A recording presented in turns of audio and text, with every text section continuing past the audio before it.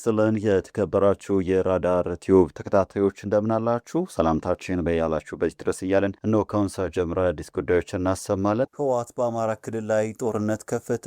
የህወሓት ኃይሎች ወደ አማራ ክልል ግዛቶች ወታደራዊ ዘመቻ መጀመራቸውን ተከትሎ የጸጥታው ሁኔታ አሳሳቢ ደረጃ ላይ ደርሷል። ትሰሙታላችሁ። ደብረጽዮን ገብረ ሚካኤል ራሳቸውን ሾሙ። ጊዜያዊ መንግስቱን በማፍረስ የራሱን አስተዳደር ያነበረው የህወሓት ቡድን በትናንትናው ዕለት በክልሉ የሚተገበር አፋኝ ረቂቅ አዋጅ የማጽደቁ ይታወሳል። በሌላ በኩል በሱዳን ድንበር ሸረሪና አካባቢ ዳግም የድሮን ጥቃት መፈጸሙ ተሰምቷል። በትግራይ በኩል መከላከያ ድንበር ላይ ባለመኖሩ መንግስት በድሮን ድንበር እየጠበቀ ነው ተብሏል። በዝርዝር እንመለከተዋለን። ቻናሉን ሰብስክራይብ፣ ቪዲዮ ላይክ በማድረግ እስከ ፍጻሜ አብራችሁ እንድትቆዩም በአክብሮት እንጠይቃለን። ወደ ቀዳሚ ጉዳይ እናመራለን። ደብረጽዮን ገብረ ሚካኤል ራሳቸውን ሾሙ። ጊዜያዊ መንግስቱን በማፍረስ የራሱን አስተዳደር ያነበረው የህወሓት ቡድን በትናንትናው ዕለት በክልሉ የሚተገበር አፋኝ ረቂቅ አዋጅ ማጽደቁ ይታወሳል። እንደ ሻዕቢያ ሁሉ ወታደራዊ ግዳጅን ግዴታ የሚያደርገው ይህ አዋጅ ታዲያ አንድ ልብ ያልተባለ ስልጣንን ለደብረጽዮን ገብረ ሚካኤል ሰጥቷል። አንድ አፍታ ሚዲያ በተመለከተው በዚህ አዋጅ ላይ የክልሉ ፕሬዝዳንት የክልሉ ተዋጊ ኃይሎች የበላይ አዛዥ እንዲሆኑ ደንግጓል። በዚህ መሰረትም አዋጁ ደብረጽዮንን ከፕሬዝደንትነታቸው ባለፈ የክልሉ ተዋጊ ኃይል የበላይ አዛዥ አድርጓቸዋል። ከዚህ ጋር በተያያዘ በሱዳን ድንበር ሸረሪና አካባቢ ዳግም የድሮን ጥቃት መፈጸሙ ተሰምቷል። በትግራይ በኩል መከላከያ ድንበር ላይ ባለመኖሩ መንግስት በድሮን ድንበር እየጠበቀ ነው ተብሏል። ሰኔ 1 ቀን 2018 እና ሰኔ 2 ቀን 2018 በሱዳን ድንበር አቅራቢያ በምትገኘው ሸረሪና አካባቢ የጸጥታ እንቅስቃሴዎችን ተከትሎ የድሮን ጥቃት መፈጸሙም ተሰምቷል። የደረሱ መረጃዎች እንደሚያሳዩት ከጥቃቱ በፊት ሰኞ ዕለት የትግራይ ታጣቂዎች በኤርትራ በኩል በእግር ተጉዘው ወደ ሱዳን ለመሻገር ሽረሪና ደርስ የነበረ ሲሆን ዛሬ ደግሞ የጦር መሳሪያና ሎጂስቲክስ የጫኑ 2 ኦራል እና 5 ኤፍኤስአር መኪናዎች ወደ ስፍራው አቅንተዋል። በሱዳን የሚገኘው የጦር አዛዥ እነዚህን ታጣቂዎች ለመቀበል ቀጠሮ ይዞ እንደነበረ ተገልጿል። ይህንኑ እንቅስቃሴ መነሻ በማድረግ ዛሬ ረፋድ 5 ሰዓት ላይ የኢትዮጵያ አየር ኃይል በስፍራው ላይ የድሮን ጥቃት መፈጸሙ ታውቋል። አሁን ላይ በትግራይ ሰሜን በኩል መከላከያ ድንበር ላይ ባለመኖሩ መንግስት በድሮን ድንበር ለመጠበቅ መገደዱም ተሰግቧል። በጠለምት ግንባር የህወሓትና የፋኖ ኃይሎች ሙሉ በሙሉ መደምሰሳቸው ተሰማ። በሰሜን ኢትዮጵያ በተለይም በትግራይና አማራ ክልሎች እጅግ አሳሳቢና ወሳኝ የሆነ ወታደራዊ እንቅስቃሴ እየተካሄደ መሆኑን የደረሱን መረጃዎች አመላክተዋል። የትግራይን ህዝብ ከህወሓት የበላይነት ነጻ ለማውጣት በሚል ከፌዴራል መንግስቱ ያፈነገጠው ህወሓትና ከህወሓት ጋር ጥምረት ፈጠርኩ ያለው ፋኖ በጋራ ከፍቶ የነበረውን የጥቃት ሙከራ ሙሉ በሙሉ በማክሸፍ የፌዴራልና የአማራ ክልል ኃይሎች ከፍተኛ ድል መቀናጀታቸው ምንጮች አስታውቀዋል። በጠለምት ግንባር የህወሓትና የፋኖ ኃይሎች በሰሜን ጎንደር ጠለምት አካባቢ የተካሄደው የከፍተኛ የተኩስ ልውውጥ የህወሓት አርሚ 44 ኮር 1 እንዲሁም የበላይ ዘለቀ እዝ ተብለው የሚጠሩ የጦር ኃይሎች ተሳትፈዋል ነው የተባለው። በስፍራ የሚገኙ ምንጮች እንደተናገሩት የአማራ ክልል የጸጥታ ኃይሎች ባደረጉት የተቀናጀ የማጥቃት ውጊያ የተጠቀሱት የህወሓትና የፋኖ ክፍለ ጦሮች የመከላከል አቅማቸውን አጥተው ሙሉ በሙሉ መደምሰሳቸውን የዓይን እማኞች ገልጸዋል። በጦርነቱ ከፍተኛ የሆነ የሰው ኃይልና የጦር መሳሪያ ጉዳት የደረሰበት የህወሓት የተደራጀ መከላከያ መስመሩ በመፍረሱ ምክንያት ከፍተኛ ሽንፈት መከናነቡን ነው ለመረዳት የተቻለው። በጦር ሜዳው የነበሩ በርካታ የህወሓትና የፋኖ ታጣቂዎች በመከላከያ ሰራዊት እጅ መውደቃቸውና መማረካቸው ተነግረዋል። ምርኮኞቹ በያዙት ሙሉ ወታደራዊ ትጥቅና መሳሪያ መማረካቸው በህወሓት የጦር አመራር ላይ የደረሰውን ከፍተኛ የቁጥጥር መላላትና የስነ ልቦና ውድቀት እንደሚያሳይ የዓይን እማኞች አስተያየታቸውን እየሰጡ ይገኛሉ።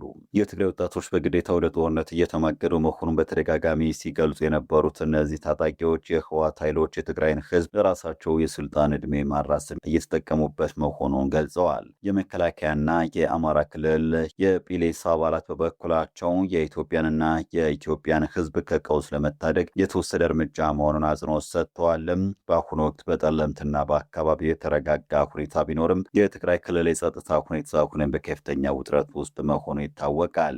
የህወሓት ኃይሎች በበርካታ ግንባሮች እየደረሰባቸው ባለው ጫናና በየጊዜው በሚነሱ ግጭቶች የተደራጀ ወታደራዊ አቅማቸው የተሸረሸረ መምጣቱን ከቅርብ ጊዜ ወዲህ የሚወጡ መረጃዎች እያመላከቱ ናቸው። የመከላከያ ሰራዊት አባላት በወሰዱት እርምጃ የህወሓትና የፋኖ ህልውና ትግል አደጋ ላይ መውደቁን በግልጽ ያሳየ ከፍተኛም ክስተት ሆኗል። በቅርቡ ኢትዮጵያ ለማፍረስ ካውንስል መሰረትን ሲሉ የነበሩት ፋኖና ህወሓት ይህ ጸረ ኢትዮጵያነታቸው ገና ሳይጀምሩት እየተበታተኑና እየተፈረካከሱ መሆኑም ነው የተነገረው። የትግራይ ወጣቶች ክልሉን ለቀው እየወጡ ነው ተባለ። አስተያየታቸው ለዶይቼ ቬለ የሰጡ የክልል ወጣቶችና በክልሉ ያለውን ፖለቲካዊ ሁኔታ በቅርበት የሚከታተሉት ወገኖች እንደሚናገሩት ማህበረሰቡ ተደጋግሞ በሚመጣው ጦርነት መሰላቸቱን ይናገራሉ። በትግራይ እየተካሄደ ባለው የጦርነት ዝግጅት ምክንያት አጠቃላይ ማህበረሰቡም ሆነ ወጣቱ እጅግ አስቸጋሪ ጊዜን እያሳለፈ ይገኛል ሲል አስተያየቱን ያጋራው አንድ የመቀለ ነዋሪ ወጣት በተለይም ሽራሮ አካባቢ ከሰሞኑ የተወሰደው የድሮን ጥቃት እርምጃ ድንጋጤን ፈጥሯል የሚለው ወጣቱ ከዚሁ የተነሳ አሁን ላይ በርካታ ወጣት ወደ አዲስ አበባና ወደ ሌሎች ክልል ከተሞች እየሸሸ እንደሚገኝ ተናግሯል። በተጨማሪም ጦርነት ላለመሳተፍ ጥረት እያደረገ ይገኛል ሲልም ነው የተናገረው። ህወሓት በአማራ ክልል ላይ ጦርነት ከፈተ።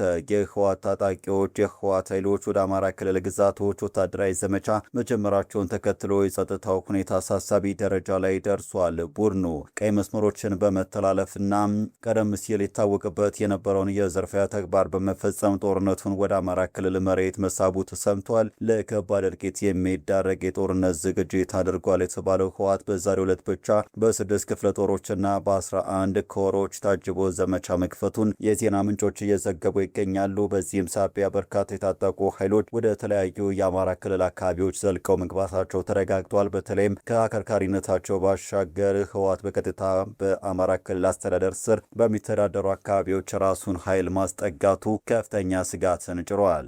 የቡድኑ ወታደራዊ የባቡር መስመሮችን ተከትለው ወደ ራያ ቆቦ፣ ራያ አላማጣ፣ ራያ አባላ፣ ዋግኽምራና ኮረም አካባቢዎች መጠጋታቸው ተነግሯል። ከሰሞኑ በተለያዩ መግለጫዎች ጦርነት ሲሰብኩ የሰነበቱት የህወሓት አመራሮች አሁን ላይ ከባድ የቡድን መሳሪያዎችን የታጠቁ ተጠባባቂ ኃይሎችን ወደ ስፍሮቹ በማስጠጋት አደገኛ እንዲሁም ከባድ ውጊያ ሊያስከትል የሚችል እንቅስቃሴ ላይ መሆናቸው ተነግሯል። ይህ ሁኔታ በሲቪል ህዝቡ ላይ ዳግም እልቂት ሊያስከትል እንደሚችል ከፍተኛ ስጋት አሳድረዋል። የህወሓት በአማራ ክልል ውስጥ ከዋጃ እስከ ዋጃ ማዶ እንዲሁም እስከ ቢሾበር ድረስ ወታደራዊ ስምሪት ሰጥቷል። በዚህ ቀጠና ብቻ 3 አርሚዎች፣ 6 ክፍለ ጦሮችና 11 ኮሮች መሰማራታቸውም ነው የተነገረው። በተለይም በአኮ ሆርማ፣ ጃሮታና በደና በተባሉ ቦታዎች ወታደሮቹን ትናንት ጀምሮ ያስገባው ህወሓት በስፔን ካምፕ በኩል ከመላው ትግራይ የተሰባሰቡ ቀላልና ከባድ መሳሪያዎችን የታጠቁ ኃይሎችን አሰማርተዋል። ከኢትዮጵያ መከላከያ ሰራዊት ሊደርስ የሚችለውን የድሮን ጥቃት ለመከላከል ሲባል ቡድኑ ወታደራዊ እንቅስቃሴውንና የመሳሪያ ዝውውሩን በሌሊት ብቻ ለማከናወን መገደዱ ተመላክቷል። በሌላ ዜና የህወሓት ጽንፈኛ ቡድን መንግስት ከምርጫ በኋላ ጦርነት ይከፍትብኛል በሚል የሐሰት ፕሮፓጋንዳ ወጣቶችን በግድ እያፈሰ ነው ሲሉ የቀድሞ ኤታማዦር ሹም ጀነራል ሳሞራ የኑስ ተናገሩ።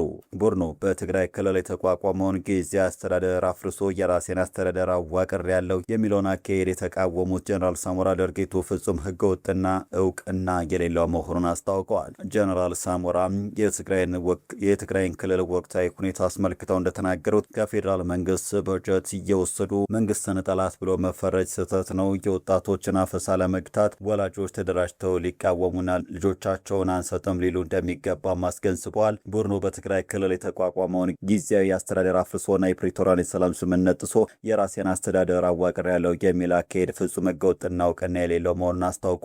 ስምምነቱ በተፈረመበት ወቅት የትግራይ ህዝብ በከፍተኛ ሁኔታ መደሰቱን ጀነራል ሳሞራ ጠቁመዋል። ይህ ቡድን በአክሱም ከተማ ተሰብስቦ ያደረገውን ውሳኔ ህጋዊነት የጎደለ ውሳኔ መሆኑን ጠቅሰው መጀመሪያ በአቶ ጌታቸው ረዳ በመቀጠልም በሌተናንት ጀነራል ታደሰ ወረደ የሚመሩ ጊዜያዊ አስተዳደሮች ስራቸውን እንዳይሰሩና ህዝቡን ወደ ምርጫ እንዳይወስዱ እንቅፋት ሲፈጥርባቸው መቆየቱን ተናግረዋል። የፌዴራል መንግስት ጉዳዩን በትዕግስትና በሰላማዊ መንገድ የያዘበት ሁኔታም ጠቃሚ መሆኑን ጠቅሰው 7ኛው ሀገር አቀፍ ምርጫ በተካሄደበት በዚህ ወቅት የትግራይ ህዝብ እንዳይመርጥ መከልከል እንዳልነበረበት ተናግረዋል።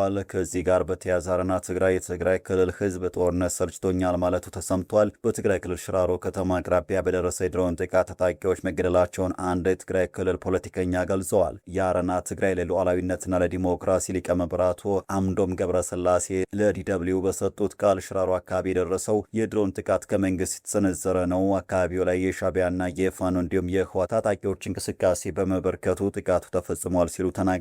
በጥቃቱ ቁጥራቸው በውል ባይገለጽም በርካታ ታጣቂዎች መገደላቸውን ብዙዎችም መቁሰላቸውን የአረና ፓርቲ ሊቀመንበር ተናግረዋል። በእነዚህ ጥቃት ከቆሰሉት መካከል በአክሱም መቀለን ጨምሮ በተለያዩ ከተሞች ለሕክምና መምጣታቸው መነገሩን አቶ አምዶም ገብረስላሴ አክለው ተናግረዋል።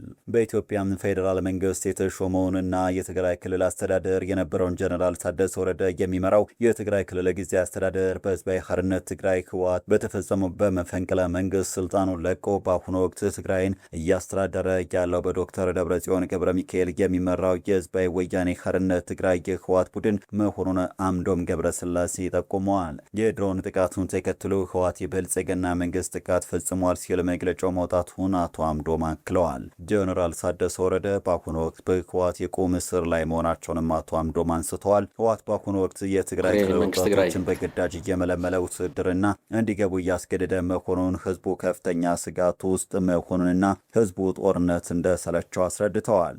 የተከበራችሁ የራዳር ቲዩብ ተከታታዮች ለሰዓቱ ያዘጋጀ ነው አበይት ዜናዎቻችን እነዚህ ነበሩ።